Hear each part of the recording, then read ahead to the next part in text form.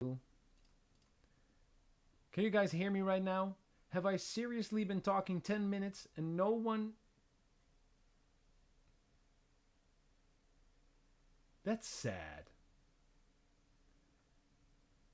Yes, I did. I hope you guys can hear me now. Is it back on? Let me wait for some of you to drop anything in the chat. Oh man, for real? Yes, we can. All right. How did that happen? It like changed my microphone in the settings. Oh my god, that's so annoying.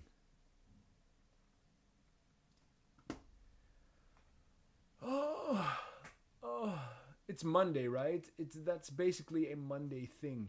How's it? I hate it when stuff like that happens, right? It's like I did not touch anything. This is the streaming setup that I've been using for weeks and weeks. I didn't change anything. I just turn on my computer and go here. Well, I see some familiar names in the chat, so welcome everyone. You know how I usually ramble about stuff and talk about all the things that I have done. Did you guys miss anything important? Well, the only thing that everyone missed, which might be important, is that the floof is back, as you can see right here. Let me zoom in on that. The floof are are a stay over dog. That's what I said at the beginning. Furthermore, I've been playing through the level, been talking about it being a gray box so that everything is still a bit haphazard, that all the red areas will have enemies for which we will be making some enemies, that some things now are really unclear because there's no art, like the switches and the magnetic platforms. Woo, almost died there. But those things will be really clear as soon as there is some art. And I was just talking about, well, stuff like that. Having junk everywhere. Oh, and the sliding is that I made something, a script for sliding down hills, because like this is technically a slope, so you could slide down it. But since Carly is a character controller, Unity's basic character controller does not slide down slopes, but actually stays on slopes, I think. Not really sure if this is a... Oh yeah, so this is a slide. So I made some adjustments in her script, and I added some things that now she slides down slopes. But as you just saw, I can adjust the angle at which she starts sliding, and I gave all the objects a tag so that I can sometimes not slide down things or sometimes do slide down things. I actually went the wrong way. Muted.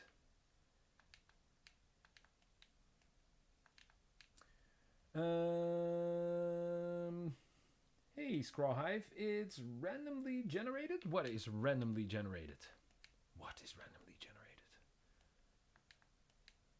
All these things I have placed down meticulously.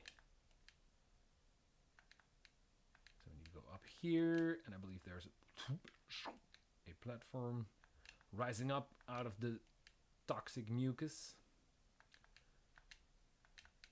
And so this will all be like scrap and junk and parts, and there's another battle here. Your game level? No. I've placed this all by hand meticulously.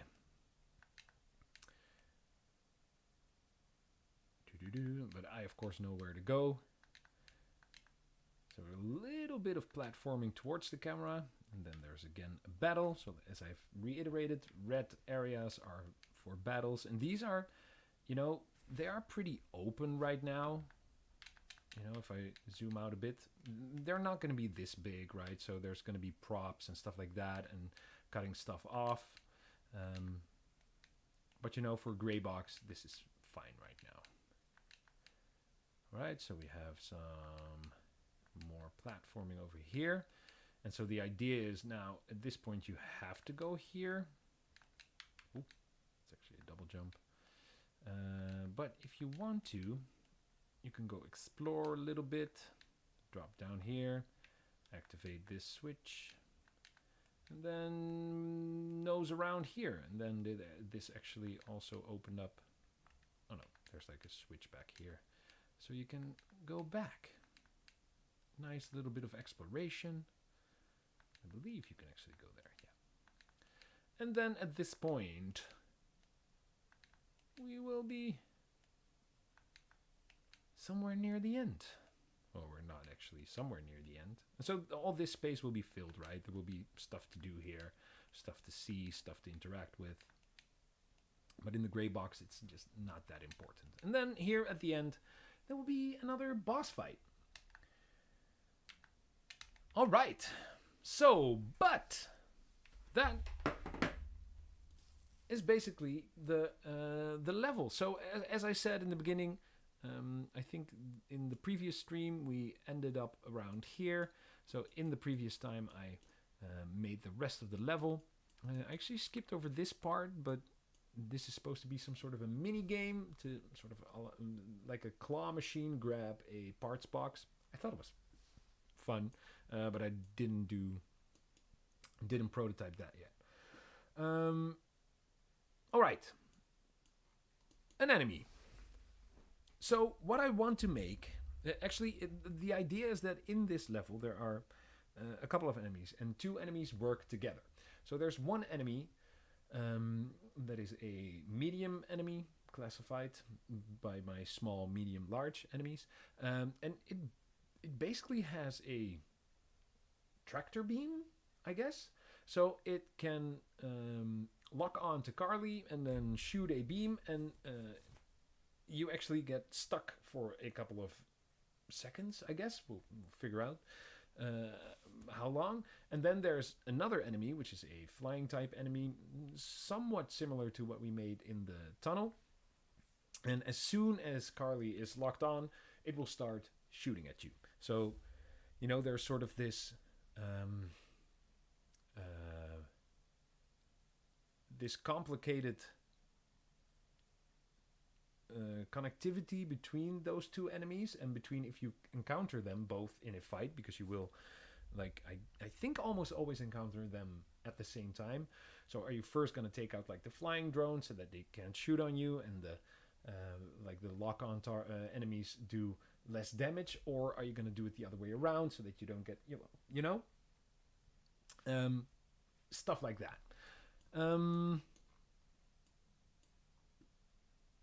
Oh, Paulo says very thoughtful to color code it. Yeah, I always like doing that. So the green in this case is basically just toxic water. But when I make levels such as this, like orange is for puzzles, blue is for exploration, and red is for combat encounters. And so that way when I play through the level and walk through the level, I sort of have a feel for how many like sections of everything I have. And gray and dark gray are just basically normal props and walls and stuff like that. Yeah, I always like doing that. All right, enemy. I have to open my game design document because I gave the enemy a name, but I do not remember it because I have not made it yet. All right. Shall we just make it? Usually I make levels of new enemies in the gauntlet. That is usually a bit easier. Let's do that in the gauntlet scene, which is sadly going to at least not make it to the first build of the game. So one thing that I was thinking is I wanted to make a gauntlet. Well, basically that's what this is, in which you have to fight and battle waves of enemies, wave after wave, and see how far you can get. Well, yeah, but it's not really at the core of my game, so, you know, that's why I figured let's not do that. The lockdown enforcer. I think I will scratch the lockdown, but just call it an enforcer because I thought it was, funny. And so the idea is, right, so this is a scrapyard. There are machines right here, and there are these robots which basically were used during the war in my game to collect the scrap and bring it to somewhere, right? So he's basically, it's it's a robot which is designed to pick up things, and move it around and lock them. So I thought it might be a cool enemy. Let's start. Let's first start with an empty. So we'll call it a medium enemy. I'm gonna make this a prefab as well. So let's name it right away. And well, let's just call it a lockdown enforcer. I think lockdown is one word, right? Lockdown enforcer. All right. Let's within that. Let's give it just a cube. Let's make it a bit bigger. It's a medium enemy, but it shouldn't be as small as Carly is. The cube has to be, though, it's like 3, right? So it should be 1.5. And it's pivot. Yeah, so this should be on the floor. Now, if some of you guys have been watching my previous streams, I have been reworking my workflow a bit for making enemies. So the way I used to design it is I would just have a class for an enemy and write in all its behavior. But I started noticing, and I figured that it would be better to make it more modular, right? So I started noticing that enemies had different movement like patterns, right? So some would follow the player, some would try to stay away from the player, some would try to like find a random position or stuff like that. And I used to just copy paste that into all of my enemies' behaviors, but I figured it might even be smarter just to make it a separate thing. So I did that. And I called that enemy walk behavior, or EWB for short. So what I want this one to do, so I have home in on player, which basically comes towards the player, and I think I want to use that behavior for this enemy. So that automatically adds a navmesh agent. Let's make it a bit bigger. Its radius, we'll just make it 2. That's fine. So home in on player, that always... So this one always walks towards the player, but it doesn't really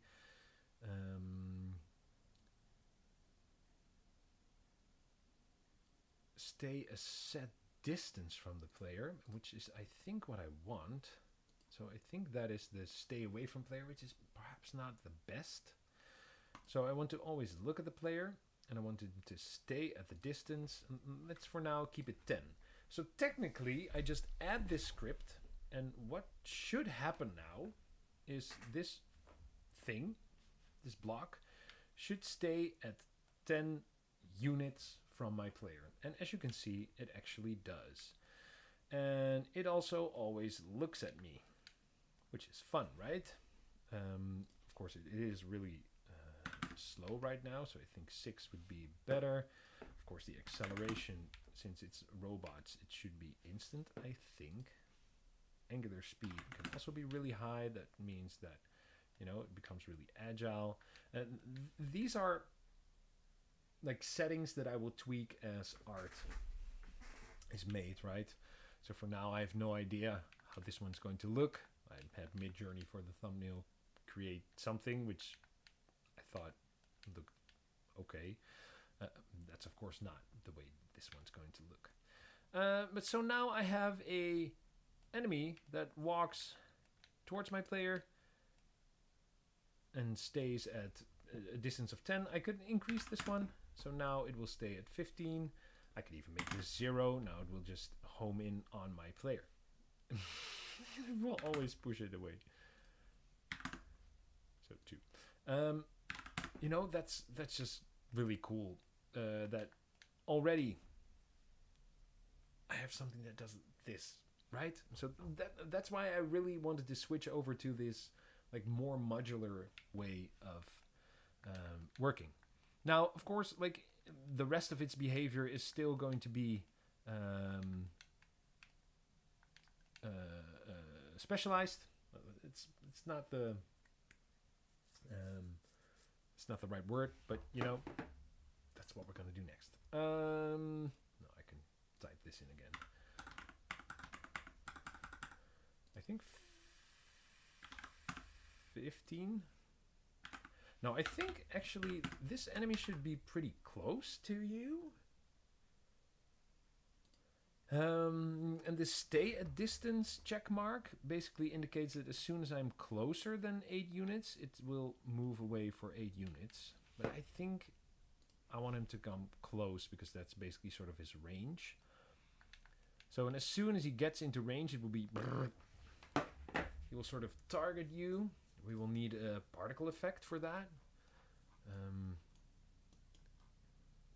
To show that... Do we have something like that? Target effect? It would be nice to sort of have target hit explosion. What's that? So I have this particle pack, right? Arrows. It would be really cool to have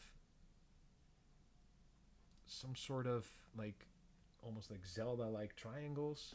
I don't know. We'll search for an effect. You guys know what's funny? So his boss actually put an air tag in his collar. I'm not really sure if you guys can hear that. But so since, of course, the air tag is not synced to my phone, but to her phone, and Apple, I guess, got some complaints about creepy people. I wanted to say dudes, but I guess it's mostly dudes. Creepy people putting air tags on other people, and so basically being able to track them and trace them, so that every once in a while, if you have like an air tag following you around, which is not linked to your phone, the air tag itself will actually start beeping, and you will get a notification on your phone that you are being followed by an air tag. So if you hear something like beeping and pinging, then you might be followed by an air tag. I thought it was funny. Where's my mouse? Here's my mouse. Here's my mouse. Here's my mouse. All right. Let's see if we can knock this out. Let's first make a new script. Where's my script folder? Here. Enemies, bots. Create a script. I'll call this the enforcer behavior. All right. I believe I already opened VS Code. Yes, we did. So it will be an enemy. So now it has all the things my enemy has. So what is it that I exactly want to have happen? Well, first I want a couple of variables. Oh, I thought you worked. Oh, well, no, it does work. Let's call it lock on time. Let's set that. So that's basically, you will get notified that, oh, you're getting locked on. You're getting locked. Oh, that's actually time to lock on, or warning time. Perhaps we'll call it warning time. Warning time. Let's make that like 1 second. Perhaps we'll make it variable, but and then I want another float, which is the actual lock on time. I could have kept that. Let's say 2 seconds. So it gets stuck for actually 2 seconds. And then it will start over again. But we have to think about, and I actually did not think about that. Let me check my game design document if I actually wrote anything about that. Yeah, so it requires a charge up. Yeah. That's better. So that's not the warning time, but that's the charge time. So that might actually be longer.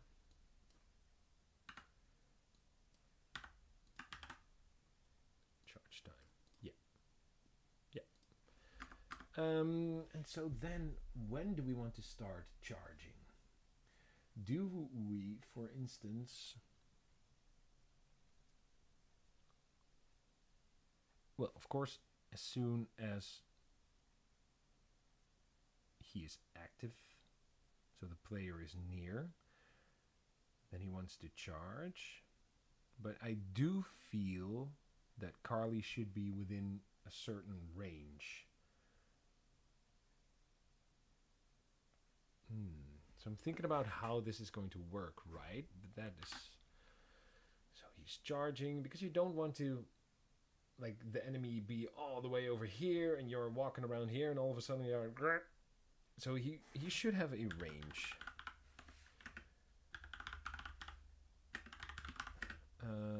Lock on range.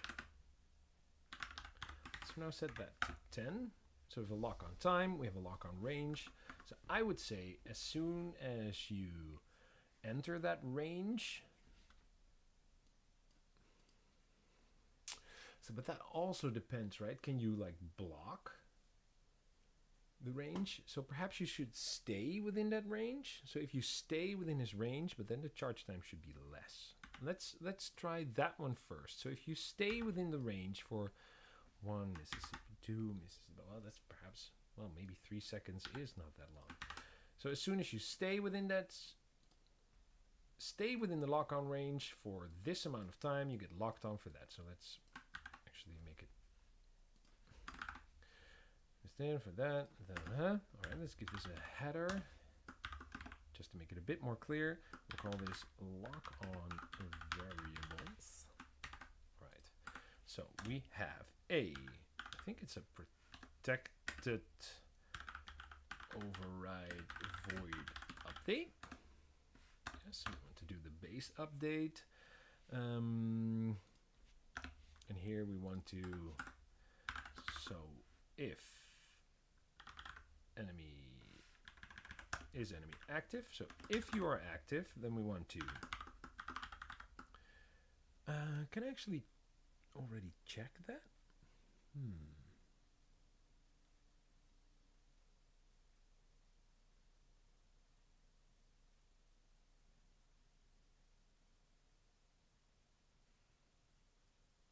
I'm trying to make it. No, we're not getting rid of. No, Carly will never have ranged attacks. Perhaps that's also why the grapple is out. No, she's melee. Melee or melee? I don't know. Yeah. So check player is in. No. So if player is in range, and I believe, no, what was the shortcut for that? Somebody told me that you can actually have that made. I thought it was Control Enter. Oh, well, but it isn't. Oh wait, that was in a different language. Welcome everyone. Welcome. All right, so we're going to make a private boolean player is in range, and we'll check if, we'll just do a distance check for now. Transform dot position and player state machine dot get instance dot transform dot position is less than lock on range, then return true, and else return false. Oh wait, distance. So yeah, so we check if the enemy is active, then we check if the enemy is in range, and if the enemy is in range. In that case, let's just count down. So we'll also have a private float timer. Timer time, I think timer is something, which is 0. So if the player is within range, then we'll say timer time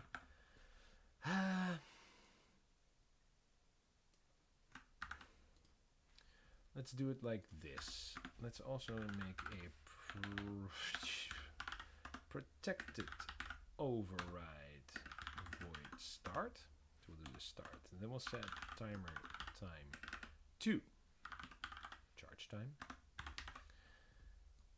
And we'll also do that as soon as you're not within range.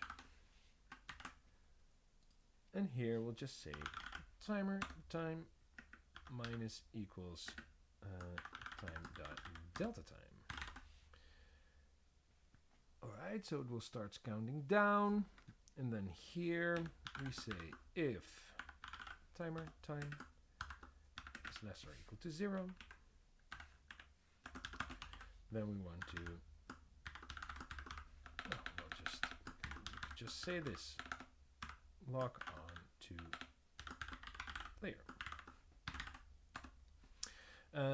And we have to build something in that as soon as you're locked on.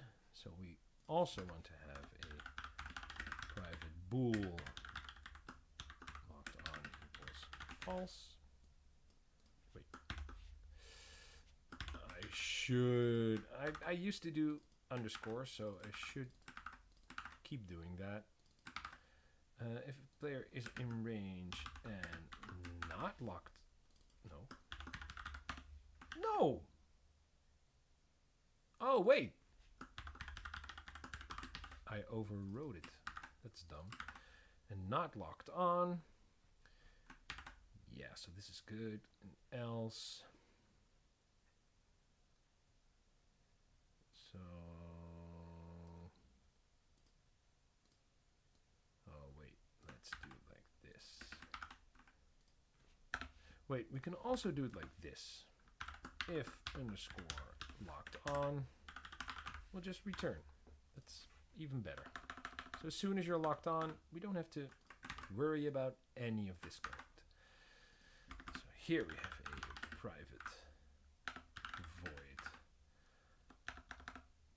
lock on a player. Locked on equals true. Then we actually, let's make this an enumerator. So let's see here, start coroutine. Let's make it a coroutine because then we can have like the timer here, in here.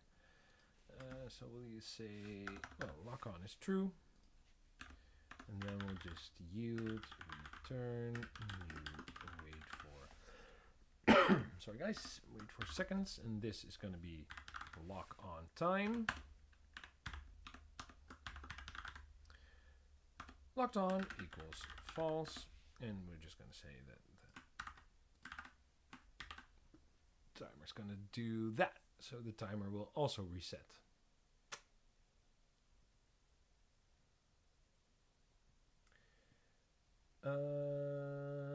Hello. Fox says the stream is 720p. Yes, because otherwise my computer will crash and burn.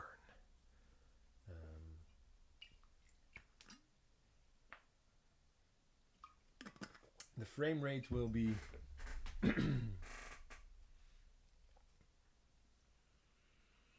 coding spree. Yeah. No, really, the frame rate will be terrible if I stream full 1080p. So it's a choice. It's a choice. All right, lock on to the player. So actually here, the lock on. So what I can do,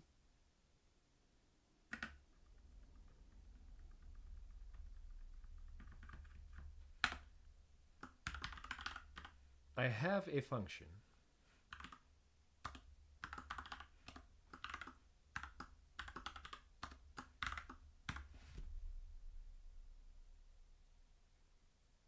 I could just simply deactivate my player, and then as soon as the timer is over, activate the player.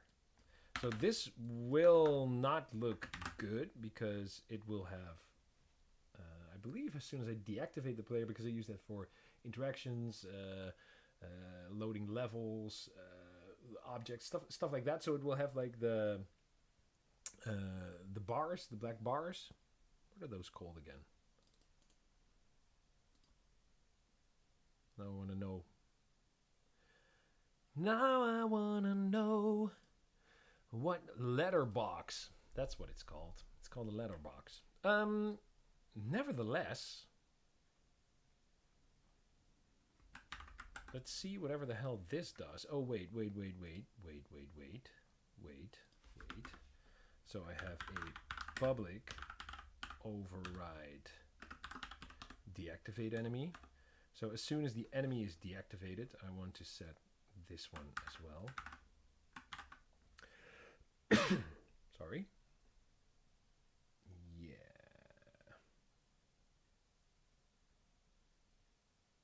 Yeah. Let's see if this works, actually. So what should happen is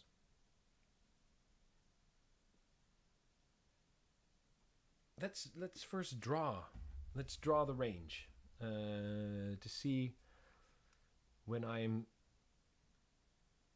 inside of. Oh well, I can't actually. No, that's fine. Let's just do it like this. All right. So we have stay at distance. I want that turned on. I want to add my enforcer behavior. Always that is fine. Lock on range would be.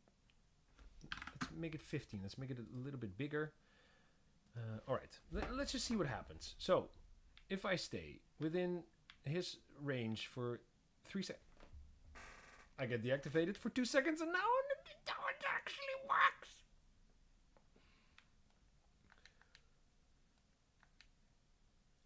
Oh my god, you guys! It actually works. So he will be like.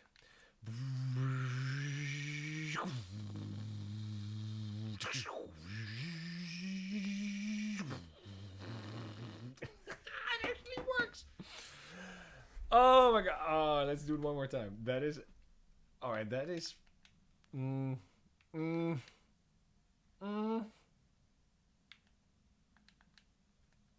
So, as I said, like, because I'm using deactivate right now, it shows the letterboxes. I think I will make a separate state for Carly to be in when she's sort of locked in. If that is something I want to do. I'm not really sure if I want to do it more often. So it should also work on here, right? So it will just get over here and then just lock on. Ah, that is actually pretty cool. Well, guys, stream's over. 40 minutes now. Wow, that was actually really fast. I love it. I love it.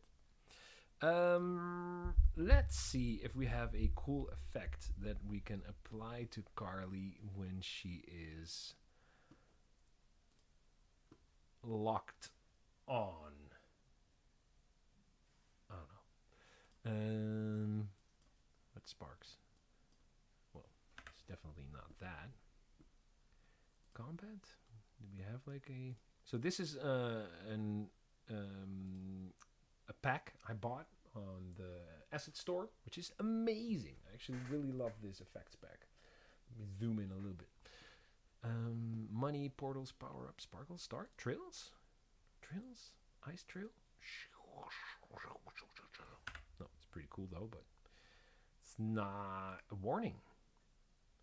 Oh yeah, so this is like the skull I use. I could have this float. Warning bolt. I would like some like turning arrows. I cannot talk anymore. Otherwise, we are going to make it. But let's see if we have something. Ah, that's not really good. Oh, the floof is so cute. Warning trails, no. Stars, no. Sparkle. Power up. Power up activate. Portal. It's not a portal. Money, loot. What's the loot? Item sparkle burst. Whoa. Looks pretty cool. Play it again. Doesn't work. Level up. Whoa. Healing? Healing stream. Ooh.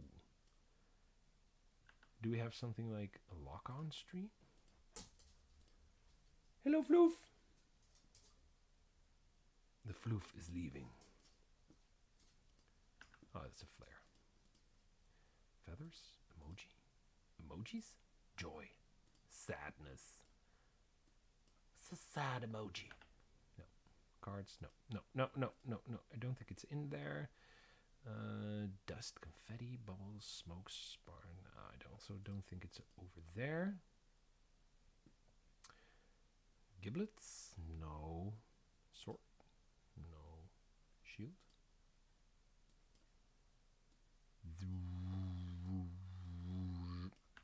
Ah, but this could be like the effect when you are locked on or something like that.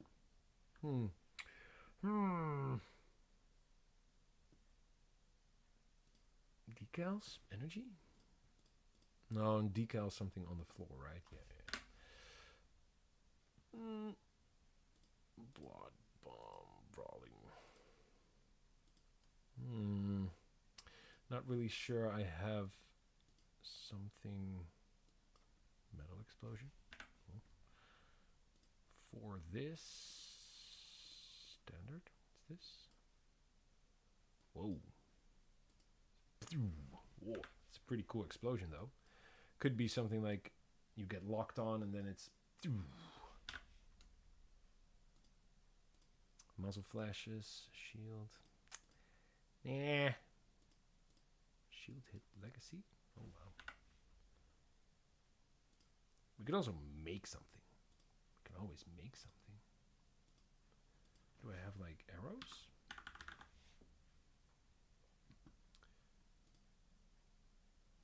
Well, that's not necessarily what I mean.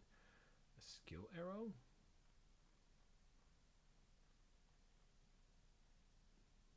Let's see what I have. Let's see what I have first. Because Carly has a VFX manager. Where is Carly's oh, here, effects. Carly VFX. So I have the warning skull, exclamation mark. I have the charge. So for now, I could turn on the warning skull. So I think I could say Carly VFX manager. It's also a singleton, get instance, dot exclamation mark, dot set active true. Don't I have anything? Don't I have a function for that? Should I make a function for that? It's like a public. It might be nicer, but let's just do it like this. Let's for now just do it like this. No, wait. You should see it shouldn't be here in lock on. It should be if the player is in range. What are you chewing on? Oh wait, I gave him a bone. No, so that's fine. So as soon as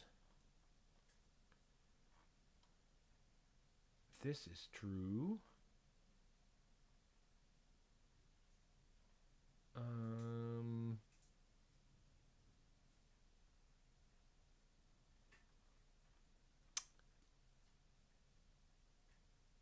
I don't want to do that every single time.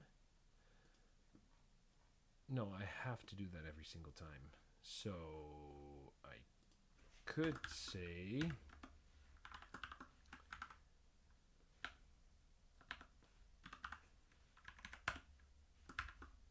so if it isn't active, then activate it. This isn't the nicest code. And here you can say, oh wait, if it's, so active self, I believe returns true, the local active state, right? So yeah, So if it's not active, then activate it. And here we say if it's active, deactivate it, because this is outside of the loop. No, because we return here. So this, sorry guys, that went really fast. Do you want to show it again? If it's done compiling. Oh no, I can do it right now. Right, so I ask if the exclamation mark is active. If it's not, I activate it, and then the next time it gets checked, it doesn't activate itself.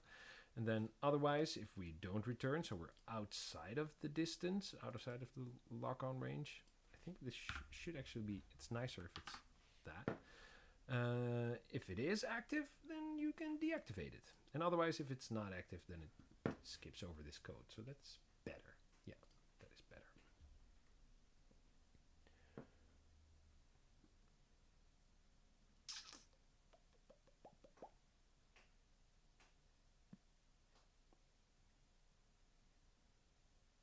He's really going to town on that bone thing. Right, so we're in range. Now we're not in range. Now we are in range. Now we're not in range. So we're in range, and it like basically when so that is nice. If we lock on, we can turn it off. I can just basically turn it off. I don't have to do anything else. I can turn it off. So now I deactivate the player. That's actually pretty nice. I really like the fact that it's already working. That's good. That's good. So now when it locks on, so the exclamation mark, and now it should turn on again. Yeah, all right. So it actually does. So now I'm no longer in its vicinity. All right, let's make it so that I can actually kill this son of a gun. So the way I do that is, this should be a trigger. I add a destructible, hit points, I think 4 or 5 maybe even. Flash right on hit, bounce. Let's make him bounce.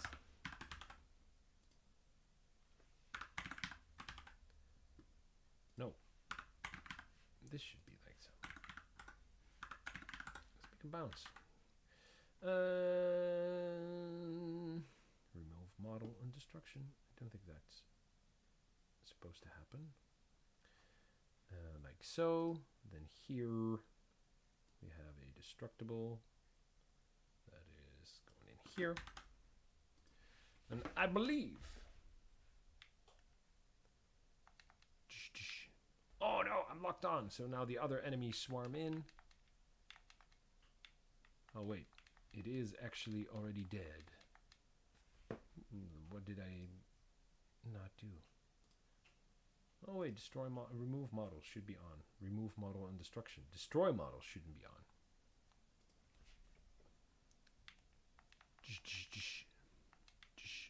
on. Ooh, out of range. Yeah, so you have to move in and out of range of this guy.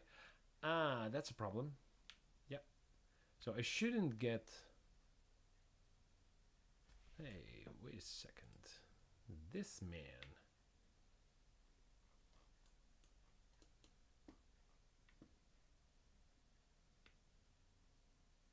should actually also... Oh, no. Yeah, that's a problem with how I set this one up. But we'll have to do it anyway. So we'll do public override death. Void death. Death. Public override void death. Oh.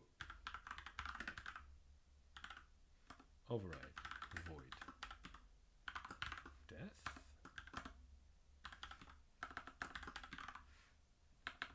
Oh.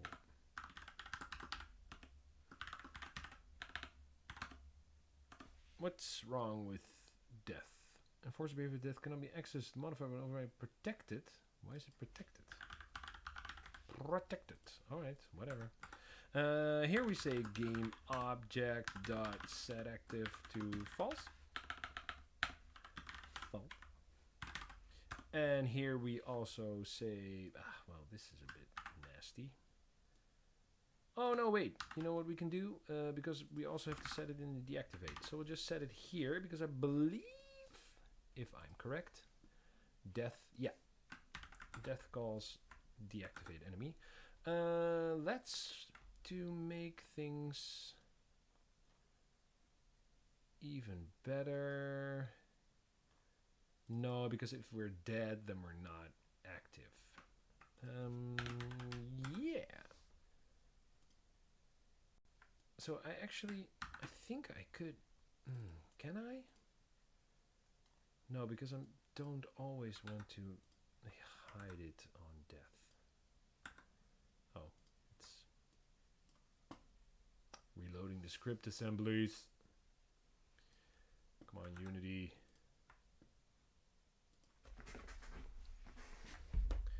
So now it should still be here. We get frozen, it goes away. So now let's kill it. Yeah, and the question mark goes away, and the enemy is hidden. Nice. Nice. So since this enemy does not do any damage, I think we might actually crank up the hit points. We can set its faction. Satisfaction.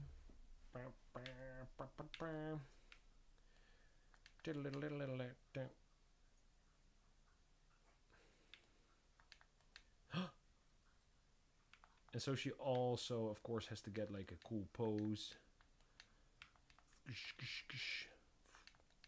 Oh no, it got me. Did it get me? Wow. Yep. Hello, Floof. You want to say hi to the people? Do you want to say hi to the people? Come here.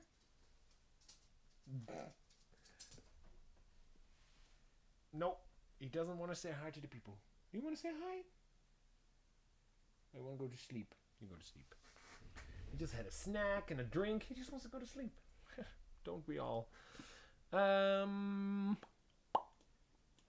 that actually works pretty darn cool. Let's make a prefab for this one. Oh, that was actually faster than I anticipated. So let's see if we can make it. Let's call it a lockdown enforcer. Create prefab folder like so.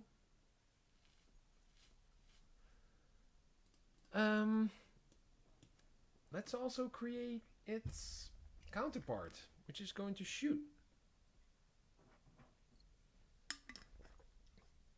Oh, Ruan, no! Don't!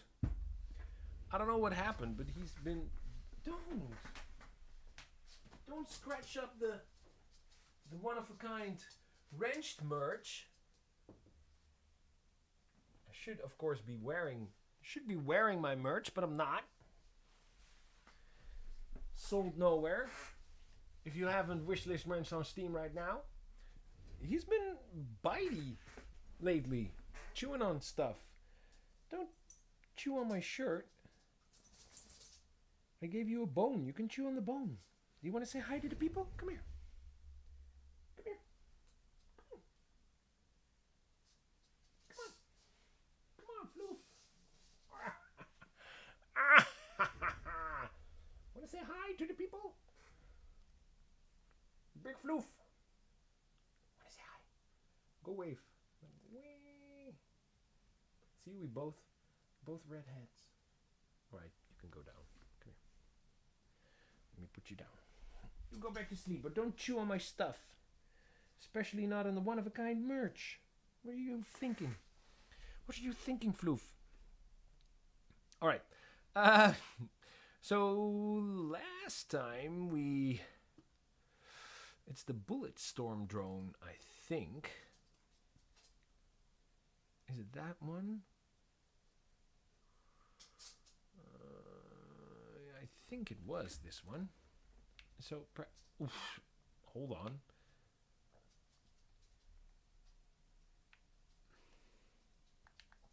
So basically, this is already the behavior that... That's freaking annoying. The behavior I want. So I'm actually thinking that I might not actually need to make a new enemy. I just need to add these two together. Wow, that is... This is gonna be... Oh, wait, Don't chew on my cables! What are you doing? This is gonna be mighty annoying. So, especially since they both sort of flock towards the player. So you really want to... Oh...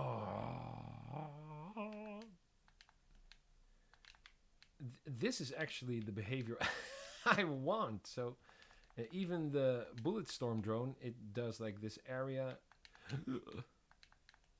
Wow, that is really annoying. No.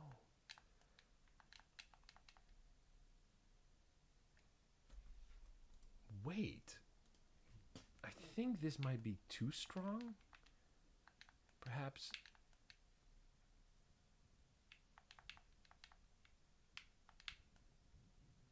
Yeah, this is too strong. I love it. Oh, that's interesting. So that is interesting. But this is actually the sort of the interaction between these two enemies that I envisioned. So it's actually pretty cool that it works, but I think that is way too difficult. But let's first solve the bug. So it died, but I was still on lock-on. So it actually died as soon as the timer ran off. So if the timer is 0 and not underscore is dead, I think I have to add... wait, just is dead? Not is dead.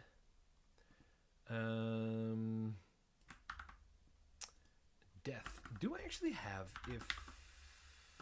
I'm actually not even sure if I have a...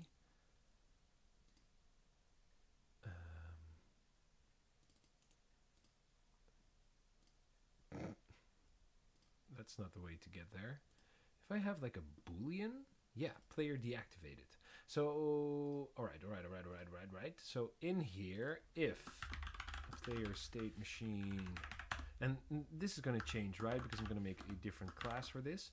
But player deactivated. So if you are deactivated and he dies, then you get freed. Yeah, so that's nice. Let's do that first. So I'm sure this code executes because as soon as the object is set to false... Oh, now I remember. So rewind back, I don't know, 20 minutes or so, and I was saying, I should put this in the derivative, or no, the parent enemy class, but I can't, because as soon as that is executed by death.base and the object is set to false, then no further code is executed. So this would never happen. So this one has to be the last line. So now, as soon as the timer runs out, this should catch it. But if it doesn't, as soon as he dies and you are deactivated, you get reactivated. So that's nice. That's nice. Oh, this combo, this is killer. That is actually pretty cool.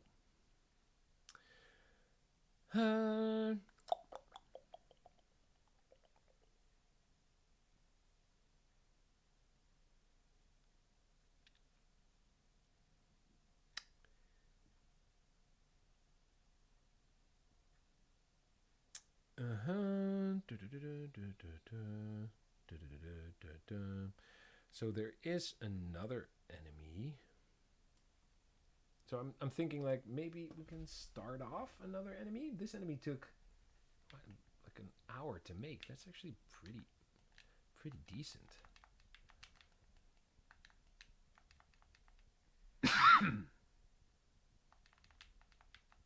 Also, the bullet storm is also frickin' annoying. I want to see if... No. I want to see the very best. Oh, yeah. Still have to change air attacking. That is terrible. That's way too difficult. I definitely have to change that. It is kind of fun, though. That's half the thing, I guess. All right. So there is a thing I made. Let me show you. Let's go back to the scrapland, iron wasteland. Let's save this so we have them both. I think I turned it off. Random debris and a toggle lever. Yeah. So I made a thing, and like the lever is only here to like trigger it. Oh, there's something here. What is over there? Oh, the freeze zone. I was trying some things, but I don't need that. So this is a piece of scrap metal that is lying around here in the scrap yard. And see the toggle as like, it's a way to trigger an event, right? So there would be this scrap titan enemy, which basically can magnetize a piece of debris, make it levitate, and then hurl it at the player, right? So let me trigger it again. So now it starts floating, and it basically gets hurled at the player.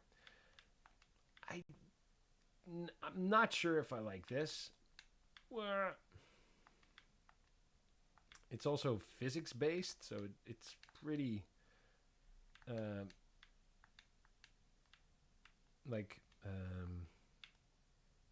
prone to error.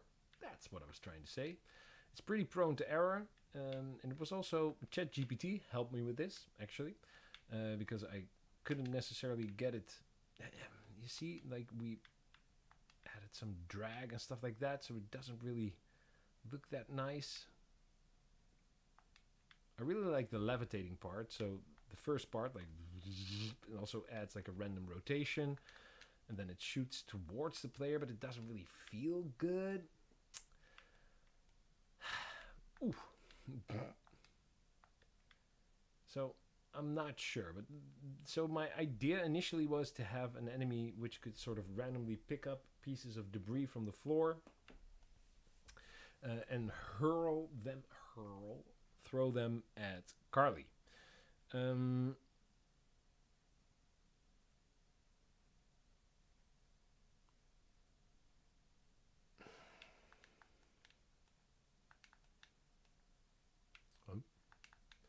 So I'm not really sure what to do. I think this is too prone to error. Can I actually stand on it? What happens now? Oh, it gets thrown at myself. So what I think I'm going to do, and perhaps we can make a start on that.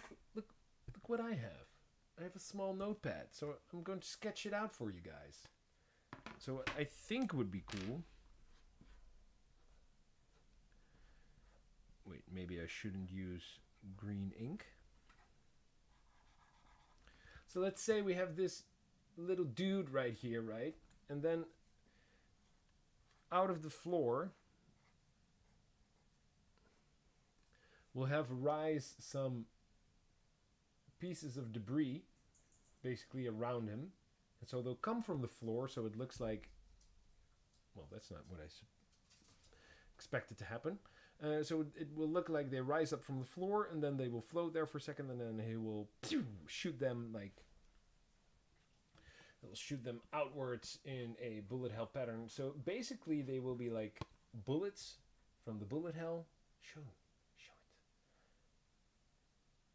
but different. Yes. See? The evil dude. I thought my whiteboard would work, but it doesn't. Sad. No more whiteboard.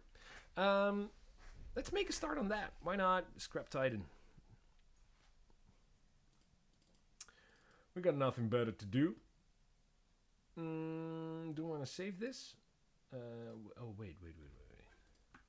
I'm going to remove this random debris. I also have a debris field right here that I worked on, but I'm also not sure about this. So basically, it shoots debris from one collider to another with a random rotation. So the idea was sort of that these were two magnetic fields and sort of this debris was stuck in here and you would have to platform through it, but I don't know. It doesn't feel right. But this one I'm not going to delete. I'm just going to turn it off. Let's go back to the gauntlet. Ooh, no, just these two enemies. We can slow them down. So the Scrap Titan would be a heavy enemy.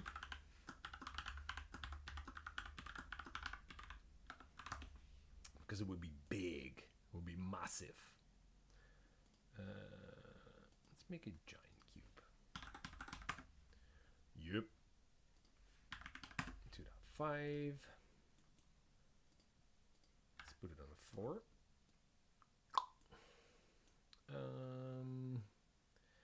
And for this one, I want it to... I also want to stay away from player. But this one could be a little bit more distance. So maybe 15. And it doesn't have to stay at that distance. I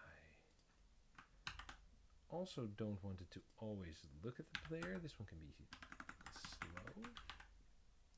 So let's see what happens right now. Oh, wait. Wait. So its radius should be way bigger. And its height should be way higher.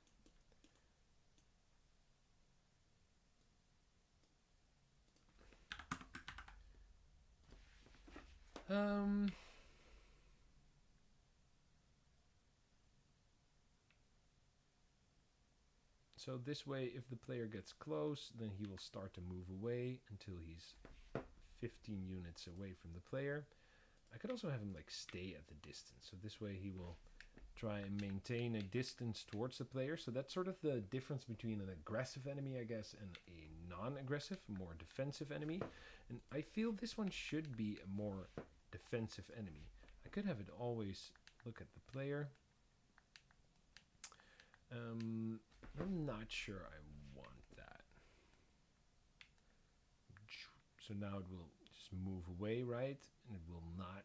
So basically it's facing this direction right now, right? So it's walking away from me. Right now it's facing that way. Now it's facing downwards. So now it's facing away from me. So as soon as it starts to shoot, it will have to rotate towards the player. But we'll make that.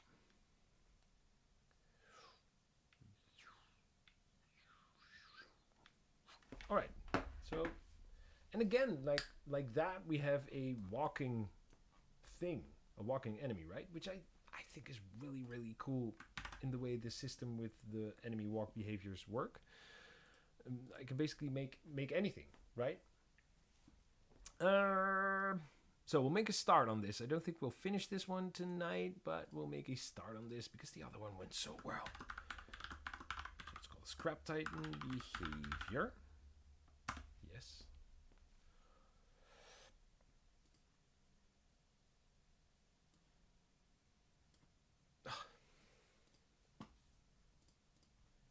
Fine. I'll add this one in the meantime. 10 should be fine. Oh, I didn't even see if it animated the other one. It should be. It should be. No, it should animate.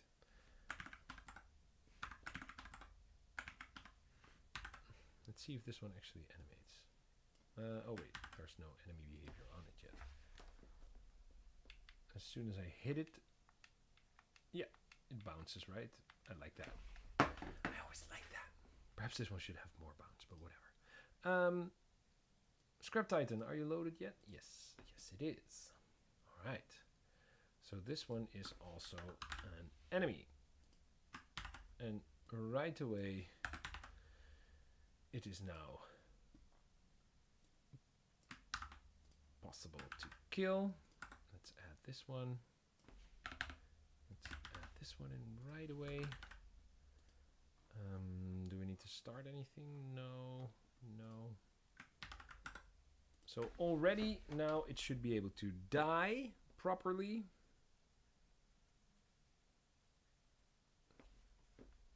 Should be.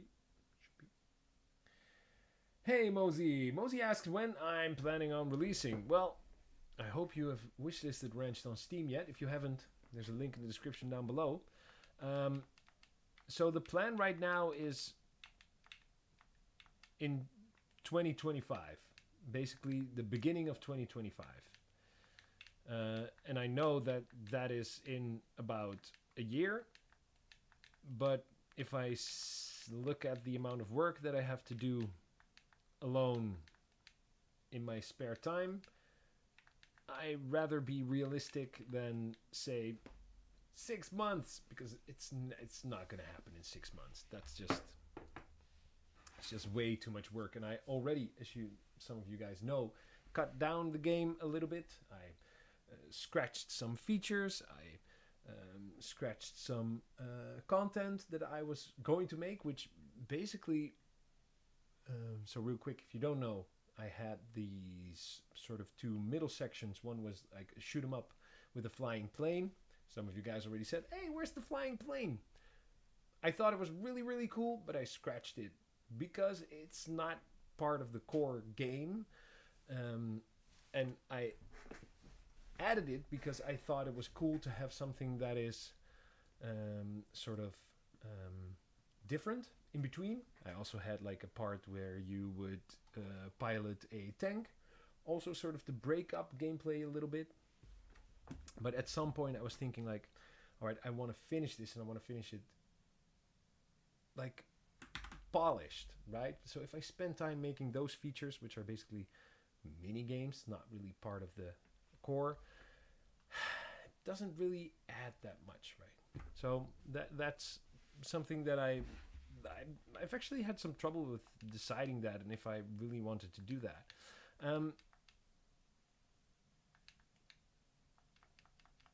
And don't get me wrong, if someone comes along and says, hey, thanks Mosey, someone says, bruh, here's 3 million, go and quit your day job and go work on it, well, then it might release early and with those features. But in the meantime, as I'm working on it by myself in the spare time, after working hours on my day job and my family time, it's gonna, it's gonna take some time. Right? Right, Floof? That was a sigh of agreement. All right. In the meantime, it stays away from me at a distance, doesn't look at me. We have a Scrap Titan behavior. It's possible to kill it. Okay. On the planning board, as you can all not see it because it's too blown out, we had a number of floating bullets. I'm now thinking, should like the Scrap Titan control the bullets which float up, or should I make like a scrap bullet which basically just does its thing, and the Scrap Titan spawns in those projectiles? I think that's the way to go, because then you could say, well, spawn in 12, spawn in 5, even with my circular code that I have an M using for my other.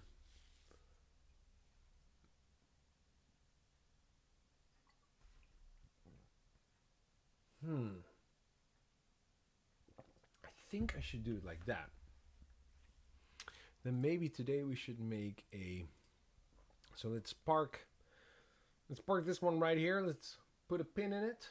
And let's make a scrap bullet. Let's call it a scrap bullet. Why not? Yes, let's do that. No, I don't want an empty. Let's make a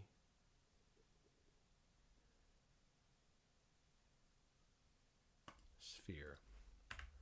Let's call this sphere a scrap bullet.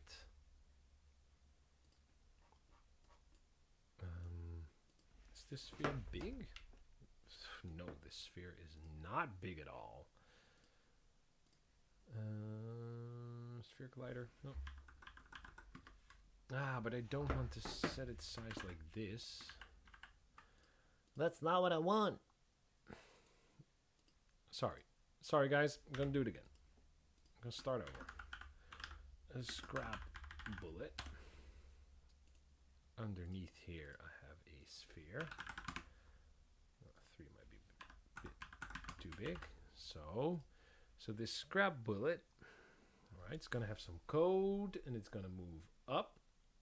And that's going to have a time, and then it will become a normal projectile.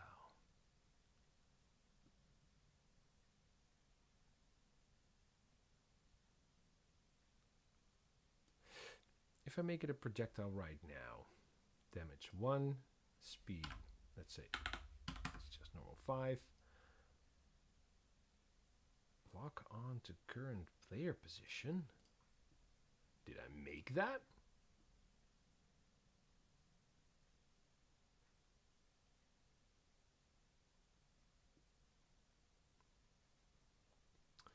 It's not doing anything. But the question is, why is it not doing anything?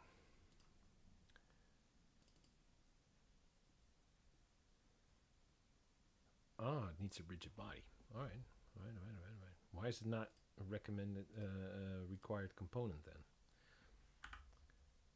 Rigid body. Should it be kinematic? No, I don't think. But it should not use gravity.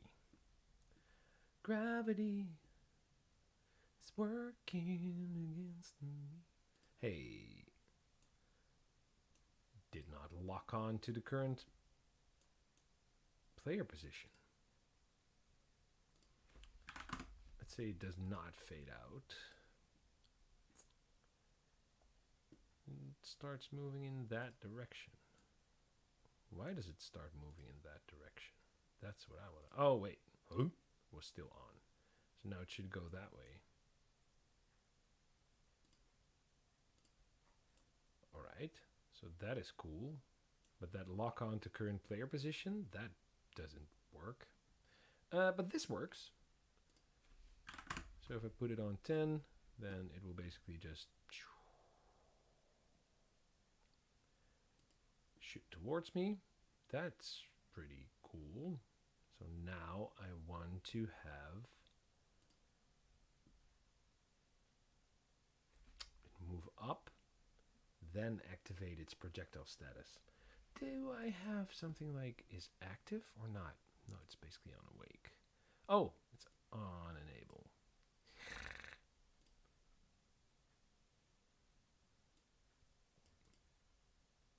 So this doesn't necessarily work.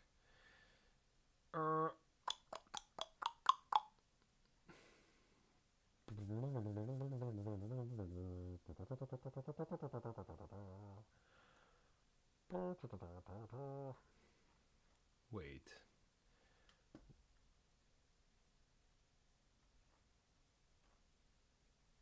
Where is my fade out? Oh, yeah. So as soon as it's enabled,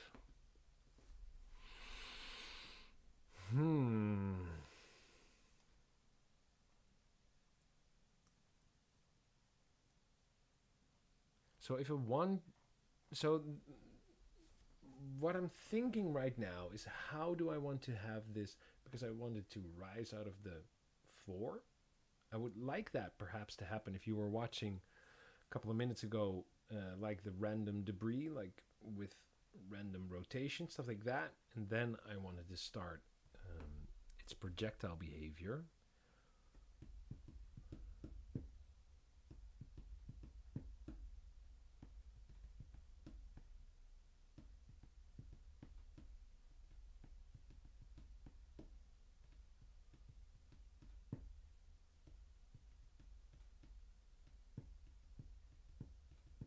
What I could do is I could basically do this. Public void, let's just call it shoot, why not?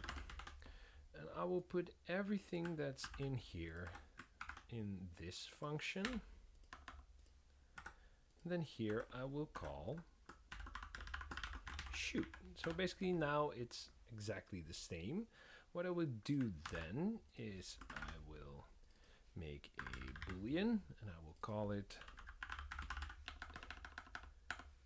shoot on enable, and I will set that to true for everything. And if in on enable, if you shoot on enable, you shoot, and otherwise you don't.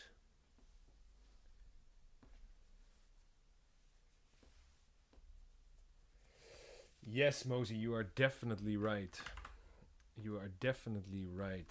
So Mosey says that he thinks I should focus more on non-game devs, which is definitely what you should do. But there is one sort of crux with that.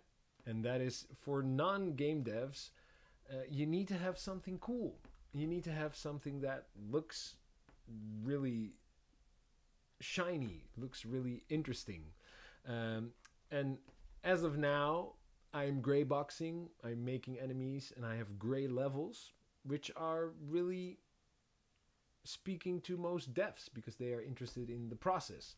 And unfortunately, players are not interested in the process, or at least, that's, of course, it's a bit of a exaggeration, black and white situation.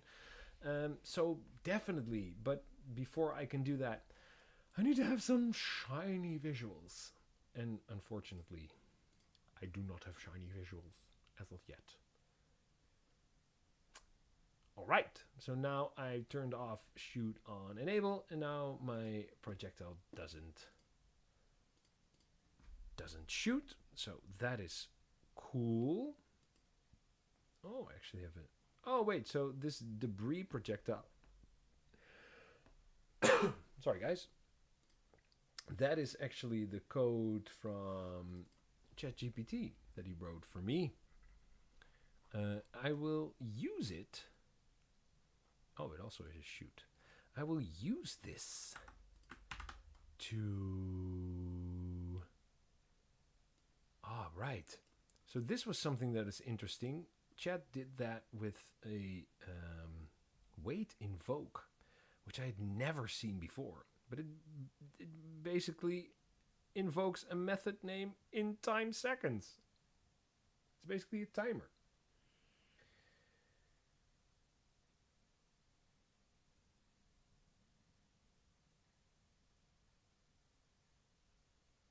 Yeah. So Moshi says I can make something that's not feature complete but has a big wow factor. Yeah. I would have to spend time on that. I think and that is also why I say 2025, right? I want to release with at least a minimum of wish lists. And as soon as I start adding in art, making designs, then of course it will be easier to share to the masses, right? I got some traction when I started making the first Sunken City levels, which were visually much more appealing than, of course, gray boxes. And so I think that will happen again. Also, the devlogs brought in a lot of traction, but I've been making less devlogs because I've been basically, I don't want to just make a devlog video for the sake of making a devlog video. I want to make a devlog video because I have something to share, right? And basically, I like doing these live streams, but I'm like gray boxing, right? I'm not going to make a devlog video every week saying, hey, I made a new gray box, because that's, that should be at the end of this entire process, which I'm going to do, make a devlog about, hey, I made all the gray boxes. Here's how I did it. Here's what I pay attention to, the color coding, stuff like that, right? So that's, you know, there's just less videos because sort of the same thing making content is happening at this point. I will just, the debris projectile, I will flip this up. So I want to have a projectile, and I will call it projectile, and it will get, in the awake function, it will get a projectile. So I don't need the drag, I don't need the speed, I do need the wait before time, also the levitation duration and the height. I don't need the damage, and I need the random variation. Yes. So levitate. So this is the thing that happens. Shoot, wait before time. So when it shoots, I actually do not need this. I just need projectile dot shoot. That's what I need, and I also do not need this thing to collide anymore. So basically what happens now is, oh, but wait, when is levitate called? When was levitate called? Oh, wait, what am I doing? What am I doing? Ah! Ah! Go forward. How do you go? No. How do you redo? Yeah, Control Y. All right. So this levitate, this can now go into a public. No. Yeah, it's public. Void on enable. So as soon this is enabled, I will say levitate. Yes. Then it will call shoot in the wait before shoot time. I think this will work. Will it work?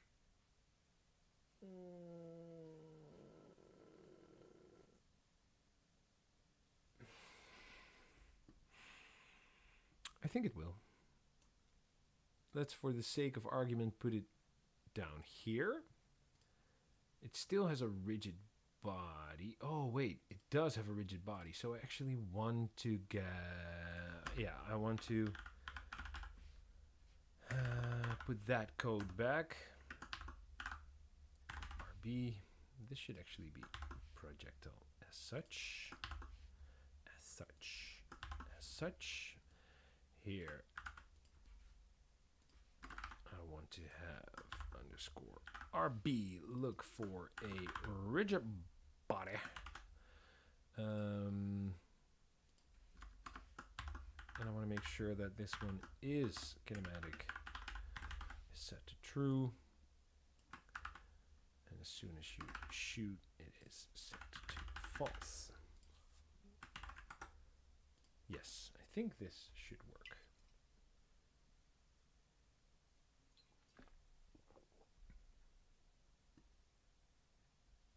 You actually won't see the random rotation, so maybe I should make it a square, but whatever. Let's see what happens. So it levitates, and now it should shoot forward, but that's not.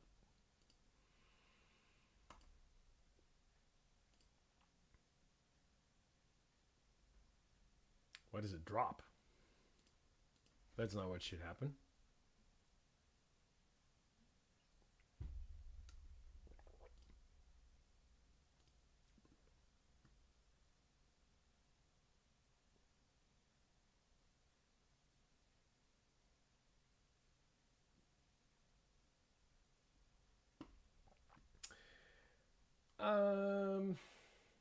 William asks, I'm newer to C#.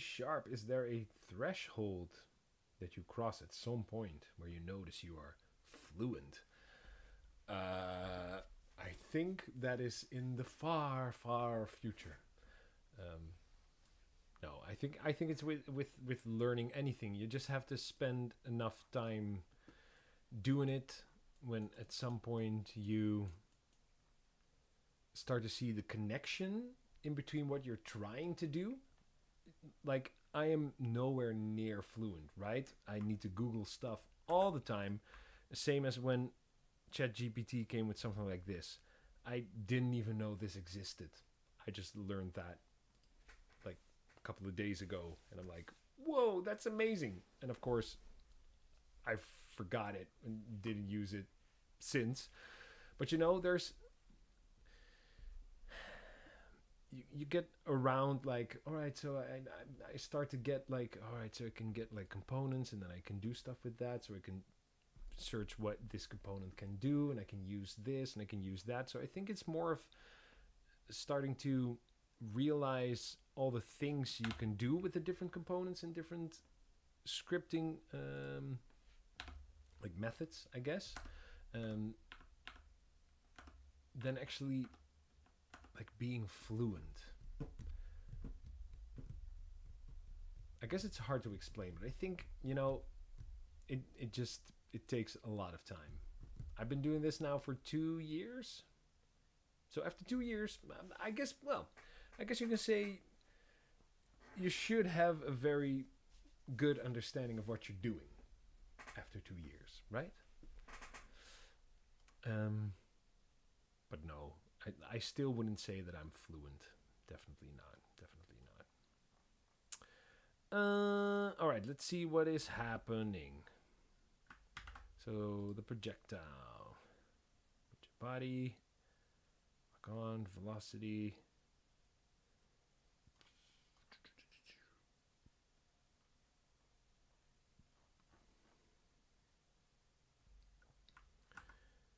So is it the fact? Should it just be? No, it shouldn't be kinematic, right? Because if it's kinematic, if it's kinematic, it doesn't move at all, does it? I find it very weird that all of a sudden it drops out of the sky. Shoot that piece of junk out of the sky. No, see? Because now it just basically doesn't move. So it cannot be kinematic.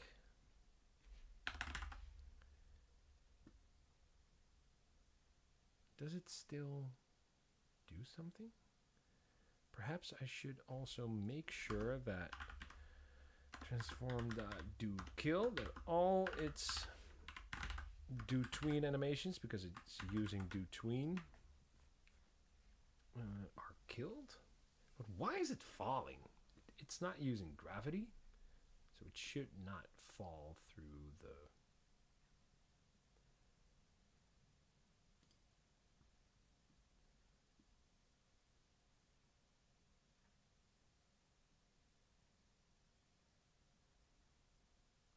Yeah.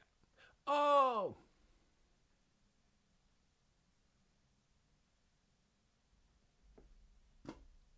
You guys, it's not falling towards the floor. It is randomly rotated. And projectile always moves in the forward direction.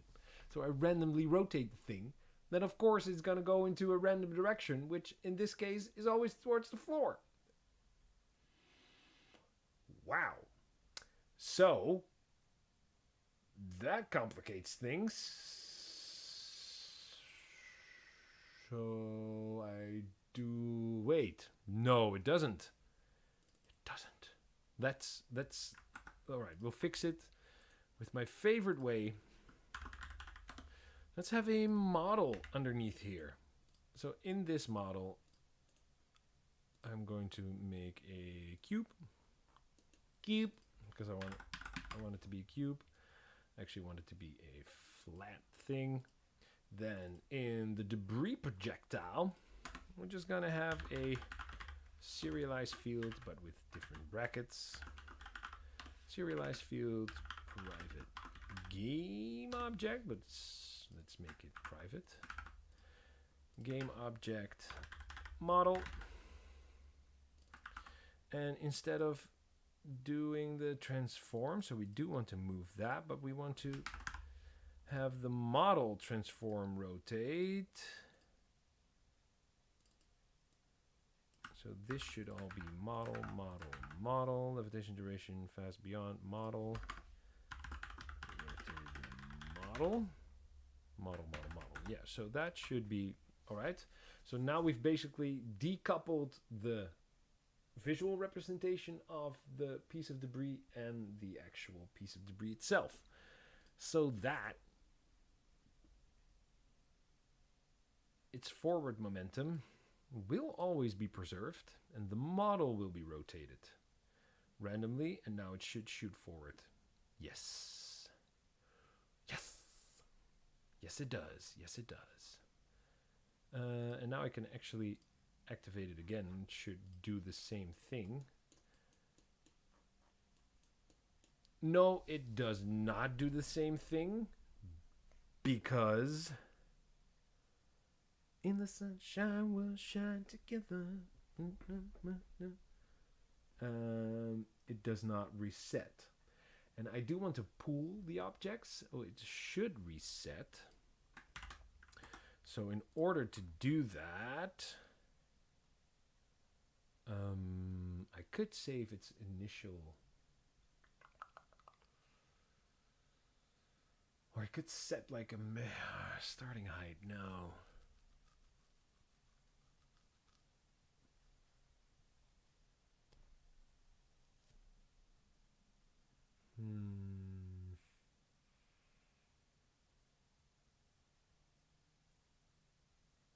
Wait, does it? No, because I actually move the object up. The levitation height. So on disable, so as soon as this object is disabled, I actually want to transform dot position to be transform dot position minus vector 3 0 dot leviosa. Jeez. Levitation height. Is that not possible? I cannot set it like that. Transform that position. None cannot be used again. Oh, sorry. New. But that, oh, this might be sketchy.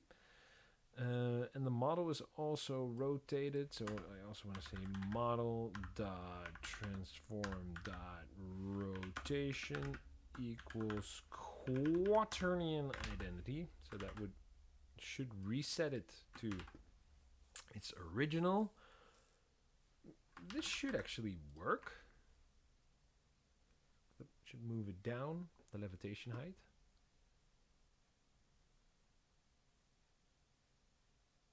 So that way I would have the Scrap Titan spawn it in below floor. So if I put it up here right now, and I turn it on, let's go to like the scene view. So it starts to levitate, then it starts to move, and then after a while, you saw it already. So now it starts to levitate back up again. If I turn it off, poop, it actually snaps back. So that is good. And you know, I can adjust the projectile speed. So normally I think my normal projectiles are like 25. It would be cool. I can of course also give this one a random rotation. I can add this, but this is basically a debris projectile. It's called the debris projectile. Perhaps I should do it. Debris. No, well, yeah. Debris projectile. All right. All right. What time is it? Oh, can we finish this? Can we? Where are my projectiles? Here are my projectiles. Prefab. Debris projectile. All right. Then I have this very nice effects pool. Effect pool. And I have here bullets. I will create a new one called a debris projectile. Or is a bullet? Let's call it... I call it a debris projectile. I made a object pool. Mount pool. Let's do, I don't know, 10. Doesn't really matter. The debris projectile in here. Oh, I need to clean this one up. I see already.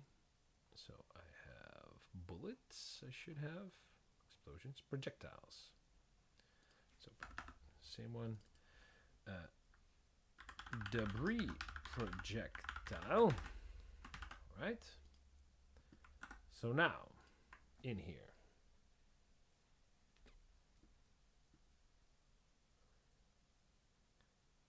With the projectiles, there should be... Oh, the falling missiles. I see I can remove.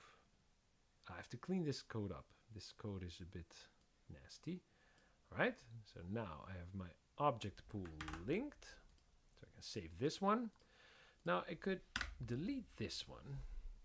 Open back up my scrap titan and say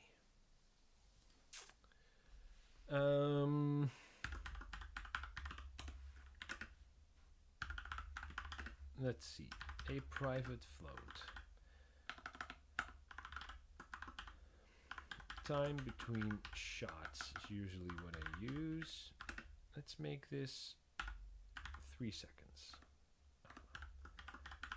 Serialized field, private int, number of bullets, let's say 6.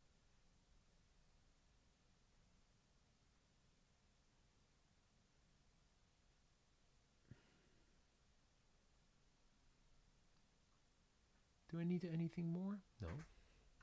No, I don't. So let's make a... Oh, did the stream just cut out? I think it did. Sorry about that, guys. Did I have some connectivity issues? I think I did. That's the second time already. Last stream also. That's weird. That's really weird. Or perhaps it was just loading.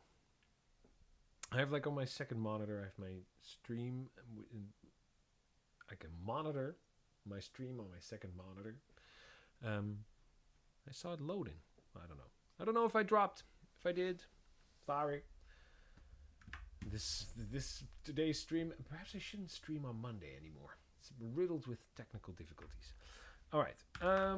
Private enumerator. We'll just call it fire as I always do.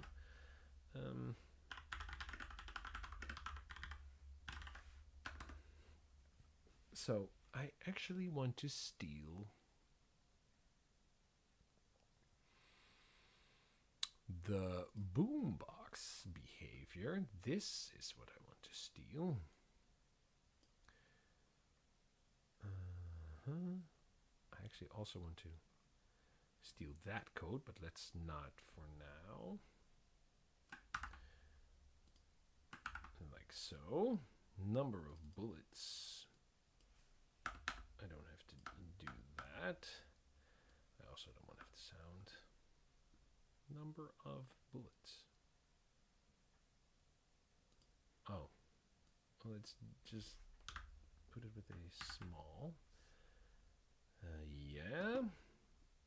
Oh, yeah. All right.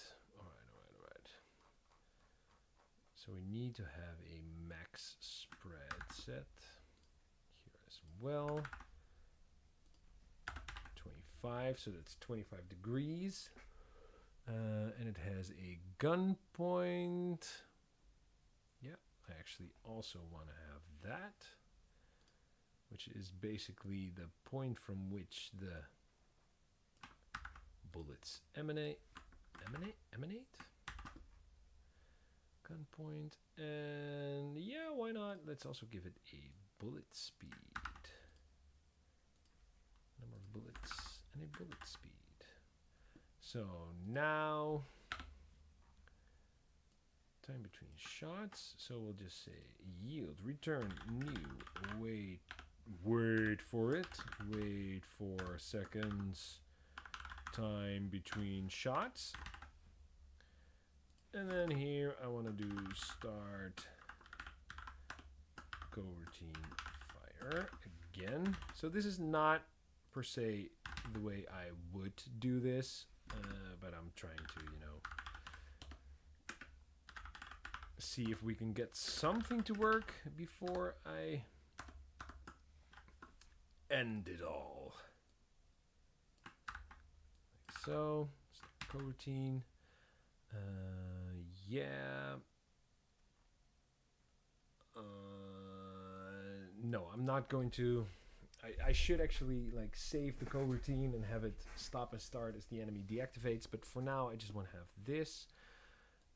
So the nav measure agent should stop. It should fire. Oh wait, but this way it will never.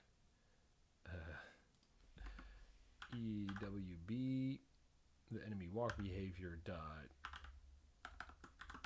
deactivate as well.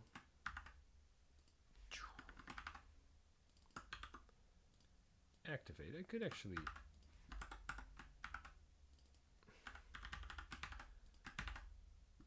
I could see what happened. Let's see what happens right now. Oh, wait. No, so it should not be a bullet, which it should spawn, but it should spawn a debris projectile. Let's just see what happens, shall we? Let's just see what happens. Oh, wait. We have to give it a gun point.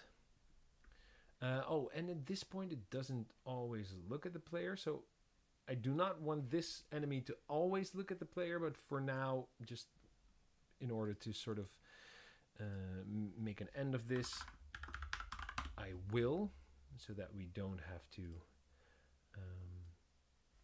Nope. It is this one, so they will emanate from this point.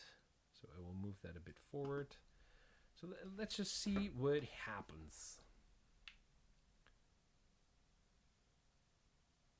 So now there should be bullets spawning in. Is there an error? Yes, there is an error. I did assign it. Did I not? Oh. Sorry. Oh. So that's not good. Whoa! What the frog is happening?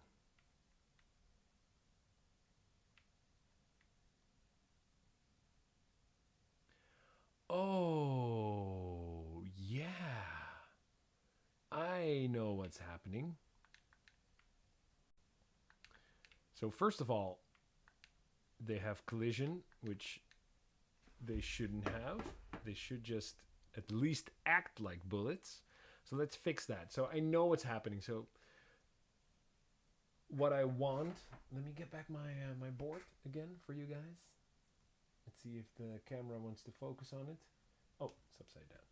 So what I want is to actually spawn these debris pieces in like an arc, right? And have them move up as such. But what it does now is it actually spawns them in one point, and then it shoots them outwards in this circular fashion, which is okay if it's like bullets, but that's not what I want right now.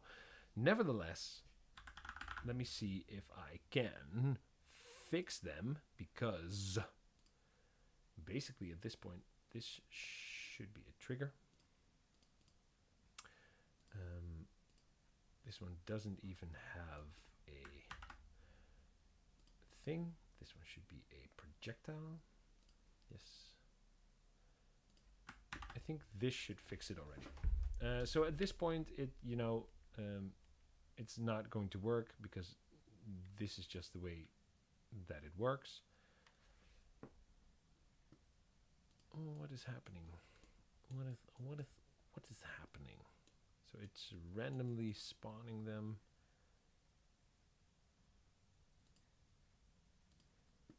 This is not good. This is not good. start off kinematic. You should have like a sphere collider for like the damage, because otherwise you cannot damage the player. But this one doesn't even need a collider at all.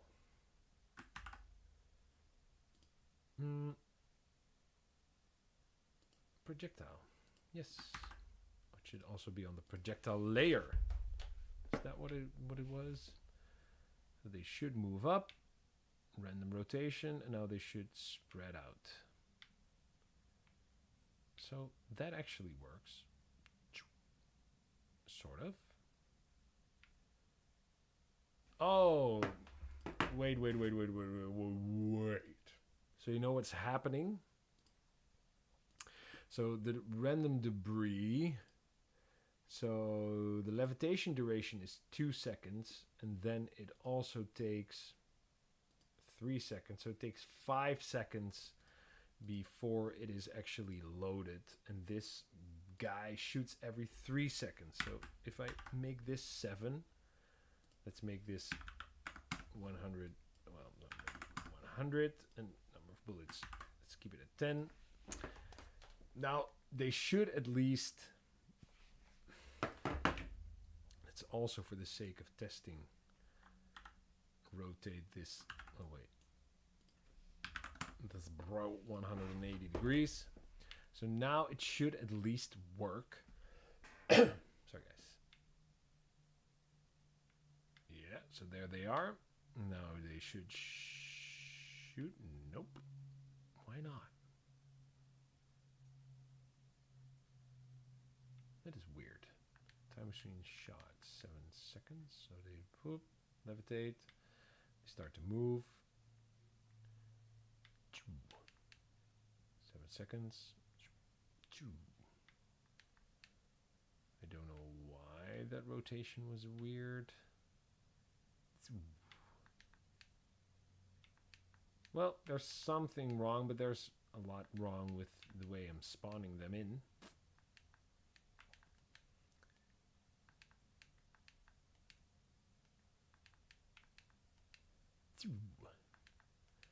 So, to sort of get a feel for it, I would actually like them to, for what I mean, right? I would like them to start like this and have them like rise up and then, so like he's pulling debris out of the ground.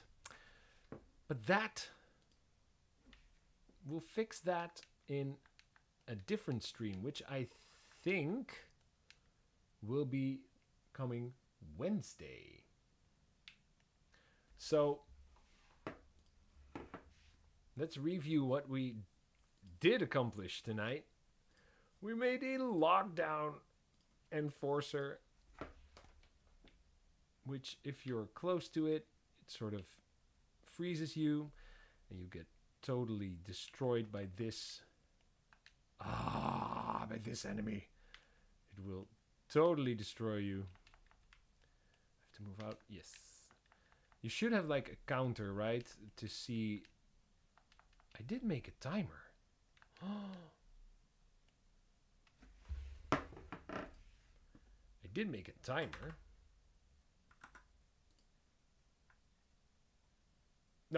No, not gonna do it. Should I do it real fast? Let's see.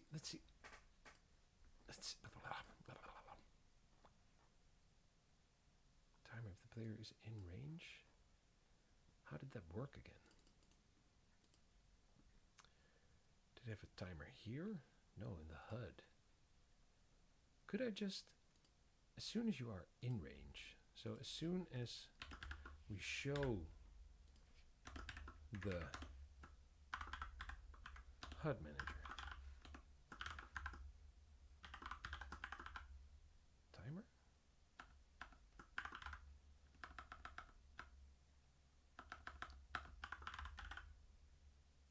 Where was the timer again? It was in the oil spill. Wait 1 second, guys. Before the toxic oil spill. Here it is. Toxic oil spill. Oil spill.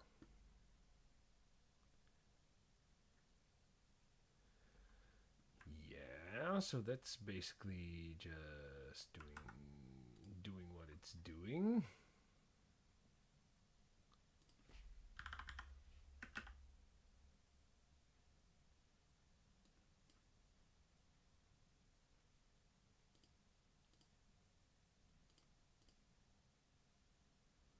Here, timed damage area.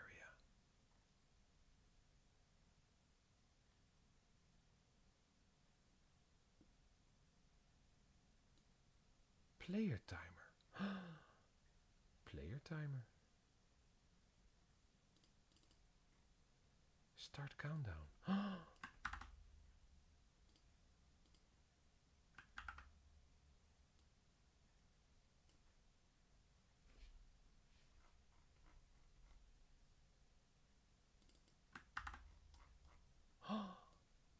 Would it work? Would this seriously work?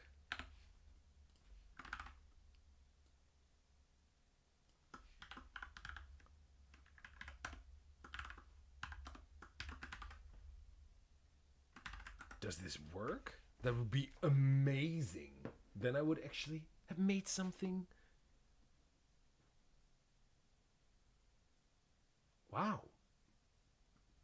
I totally forgot that I had this timer because I dropped this toxic oil spill.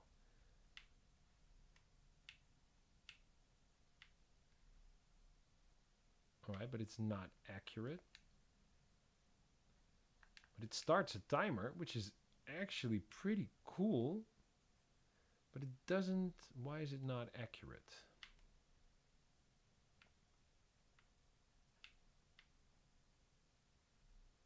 So it's not perfect.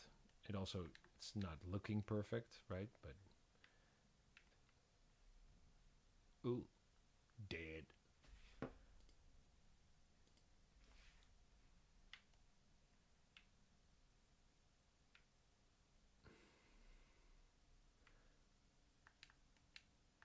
So the time is not correct. I'll have to look into that. But I do like the idea of having a timer. I'm not really sure if this is the way to show it, but... Alright. There's a timer. I think I'm going to take it out for now because it's like... doesn't really work. And now I have something that actually does work, but just doesn't look right.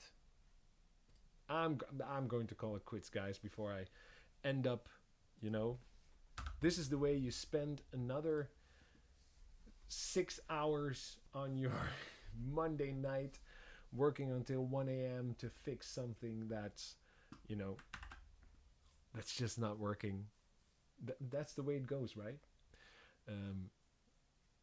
That's the way stuff like that happens. But I'm actually really excited because we have a new enemy, or at least a prototype of an enemy. So later on, I guess maybe even tomorrow night,